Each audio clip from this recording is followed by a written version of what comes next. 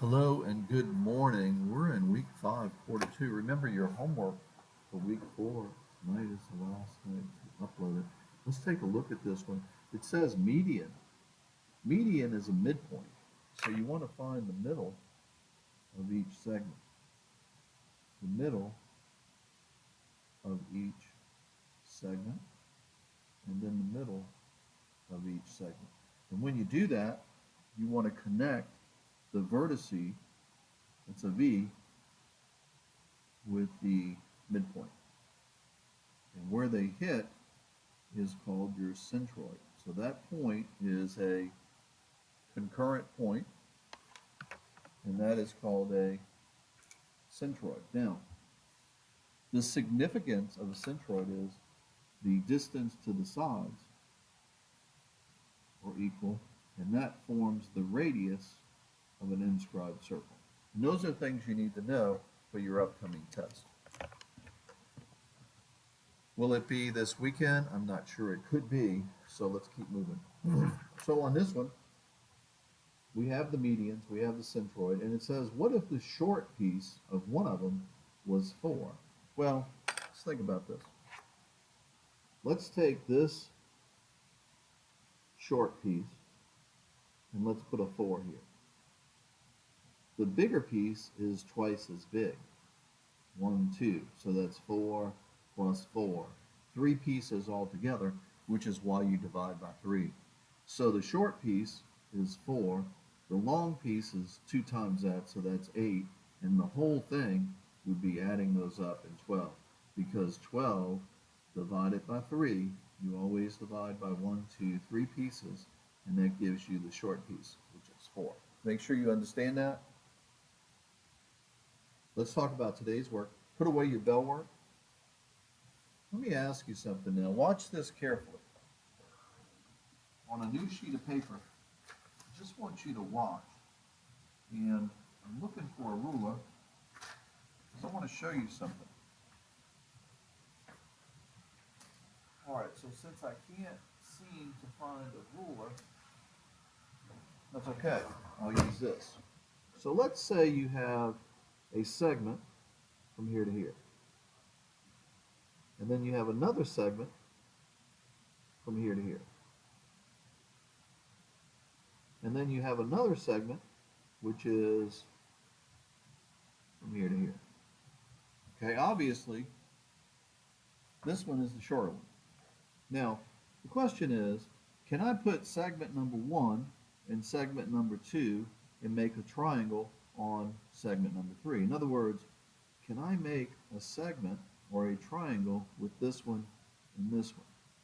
Would that actually form a triangle if I put these together?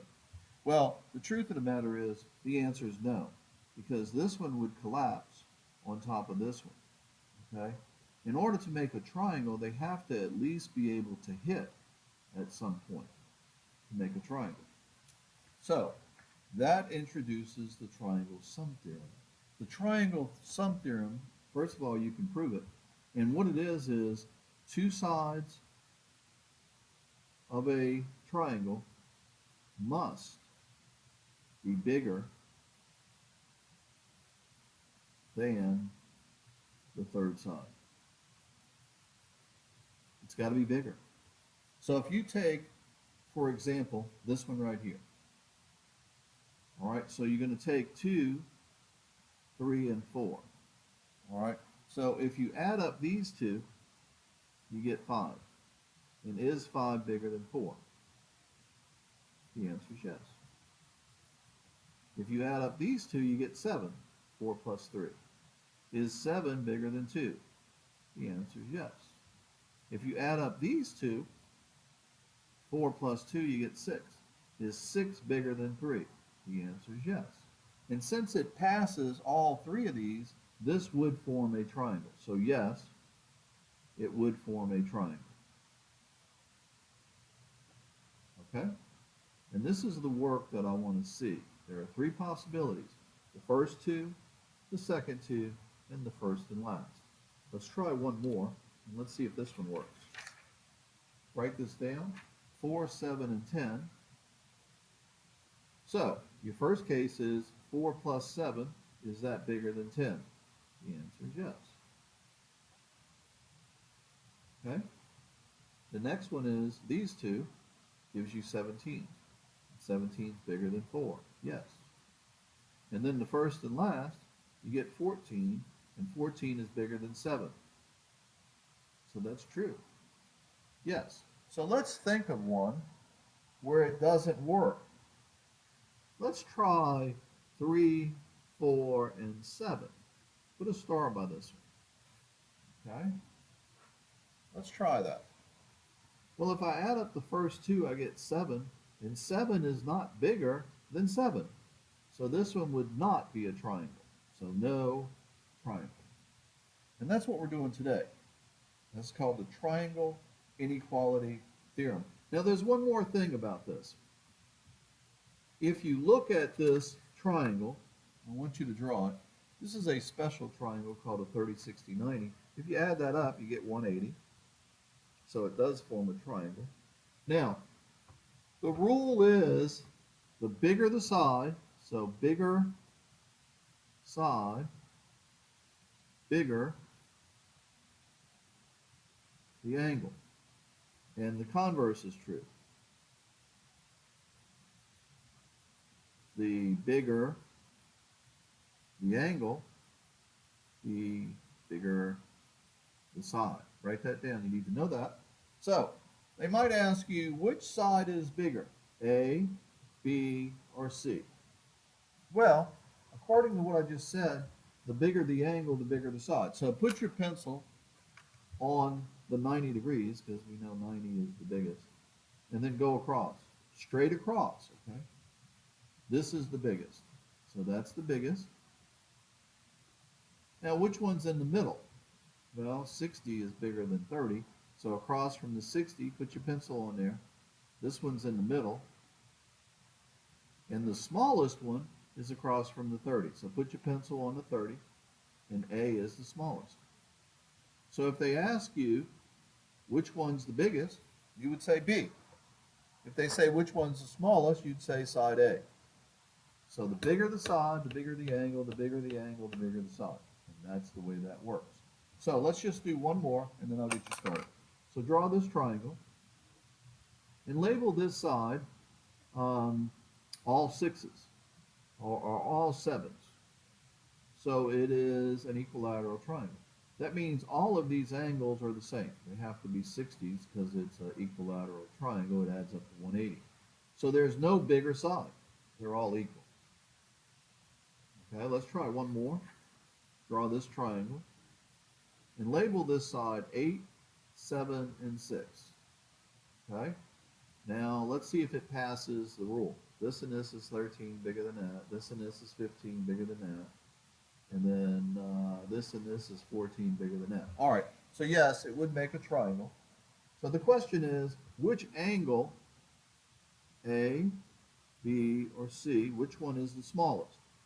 Well, 6 is smaller than 7 and 8, so put your pencil on the 6 and go across. So the smallest angle would be angle B. What would be the largest angle?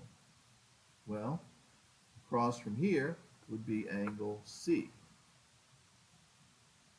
And there it is, and that's how you do that. Okay, you put some pencil on there and go across. Here's today's work. So get your workbook, page 228, 1 to 36. If you get stuck, ask.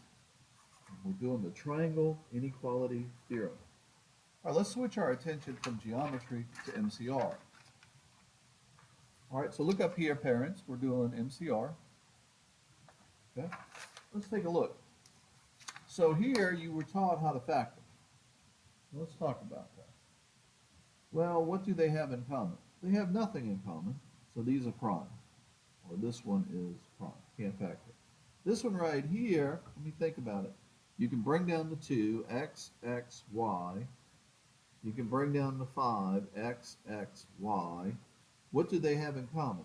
Well, they have 2 x's, so that's x squared, and they have a y, so bring out the y, and you're left with 2 minus 5. Well, it turns out that 2 minus 5 is a negative 3.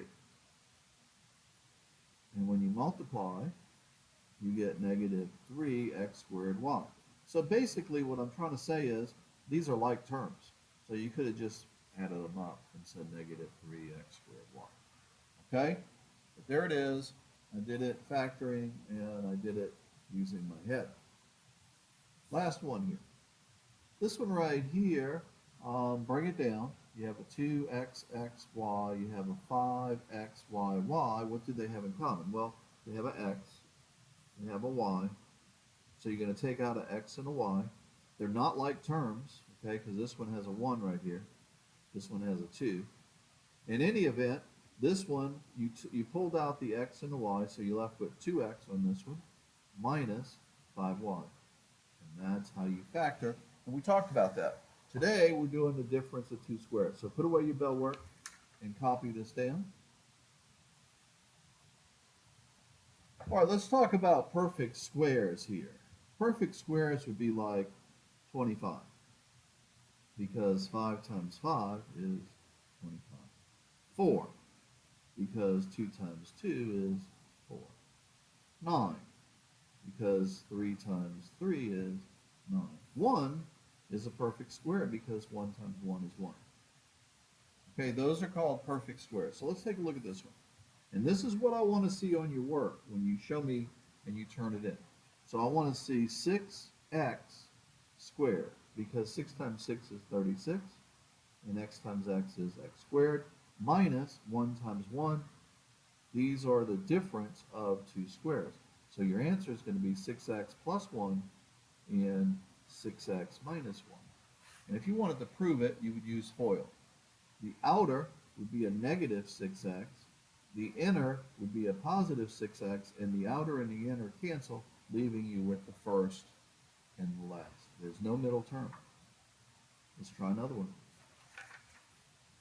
This one right here, again, you got to show work. So this is going to be 2x quantity squared minus 7 quantity squared. 2 times 2 is 4. Now this is going to be 2x plus 7 and 2x minus 7, and that's called the difference of two squares, and that's how you do it. All right, this one right here, look, 6 is not a perfect square. 3 times 3 is 9. But what you need to do is factor out a number. So this is 2 times 3AA. You always have to check what's in common. So this is 96. So I know 2 works. So let me scratch that out. Let me get my calculator. So 96 divided by 2 is 48. So I get 2 times 48. And then 2 goes again, that's 24. 2 goes again, that's 12. 2 goes again, that's 2 times 6, and then 2 times 3, and then a B. What do they have in common? They have a 2 in common, so I'm going to take a 2 out. Now, when I factor out a 2, I'm left with 3a squared, okay? And then this one is 3 times 2 is 6. That brings me all the way up to 48. So this is going to be plus 48b. Okay? So it's not the difference of two squares, but sometimes when you factor it out like this, it becomes the difference of two squares. This one did not. Okay, so if you get stuck, ask for help. And one last thing. Take this first one right here, number 2. If it was 36x squared plus 1, even though this is a perfect square and this is a perfect square, this one is a plus, and it's not the difference of two squares. So this one would be prime. It's got to be a minus. Write that down. Has to be a minus. Today you're doing a worksheet, and I want you to work all of the front and then finish on the back. Okay, so flip it over. There's not much on the back here.